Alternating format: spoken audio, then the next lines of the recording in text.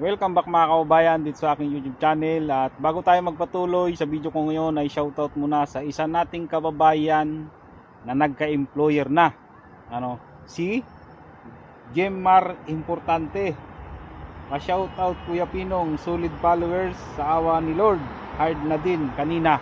Congrats kabayan. Kaya nga sinasabi ko sa inyo, ang pagkakaroon ng employer ay hindi natin masasabi kung kailan yan dadating. Basta ang mahalaga, maghintay lang kayo, enjoyin nyo muna yung buhay sa Pilipinas kasama yung pamilya hanggat hindi pa na-expired ang inyong approval. Sa loob ng 2 years ay may pag-asa pa kayong magka-employer. At ito, ang video ko ngayon, laging may OT, laging may overtime ang inyong Kuya Pinong. Simula nung pagbalik ko dito, nung galing ng bakasyon, ay tumambak yung gawa namin at halos araw-araw ay may overtime kami. Malamang nito, mas malaki yung susulduin ko next month.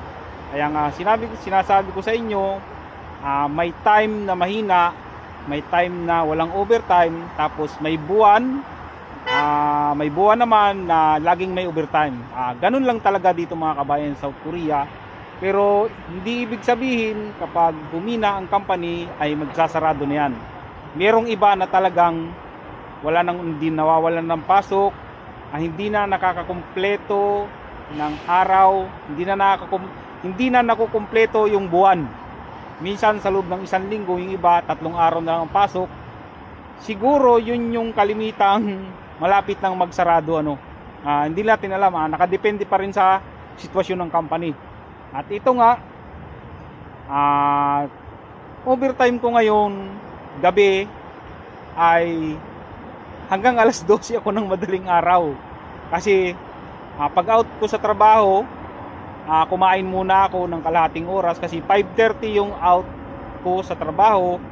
Tapos dalawang GPS yung binigay sa akin ng amo ko.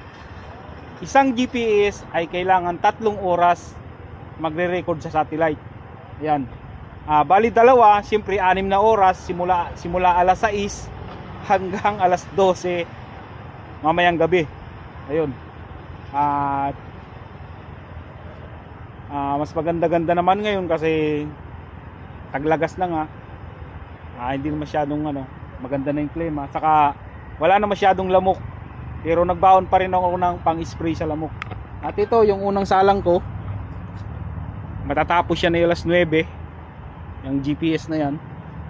Doon sa mga hindi pa nakakaalam, ay ito yung isa sa product ng amo ko na binibenta niya.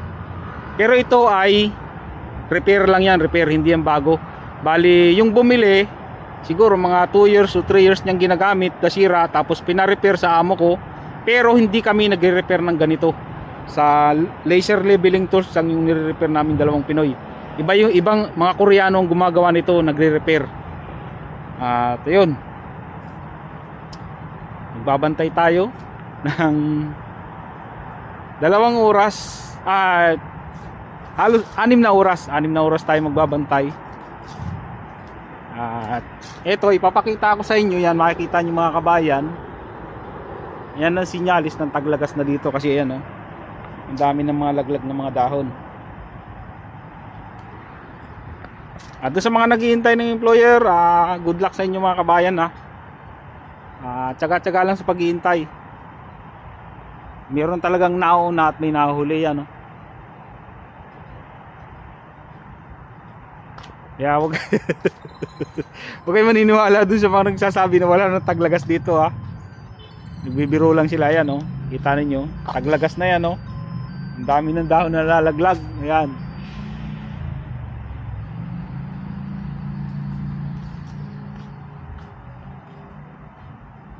Okay.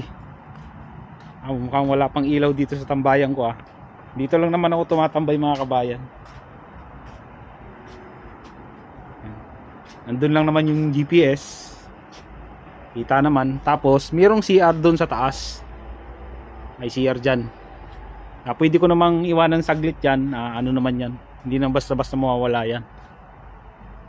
Tingnan nyo mga kabayan, sa 6 na oras na i-overtime ko ngayon, 6 na oras na overtime ko ngayong gabi, palagay na natin ang bayad sa akin ng amo ko ay 15,000 won isang oras.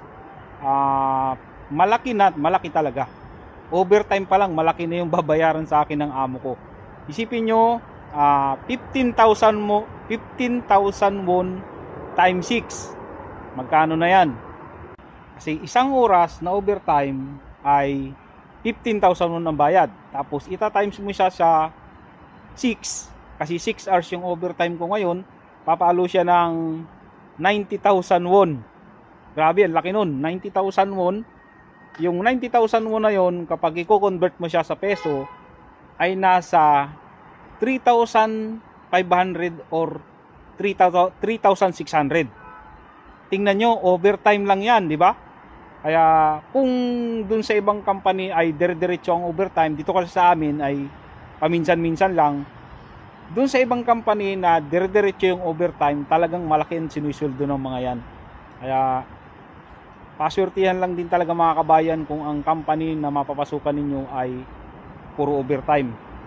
At dito sa amin, tingnan nyo naman, saan ka makakita ng magbabantay ka lang, magse-set up ka lang ng saglit doon, magbabantay ka lang ng 6 na oras, ay kikita ka na ng 3,600 pesos, di ba?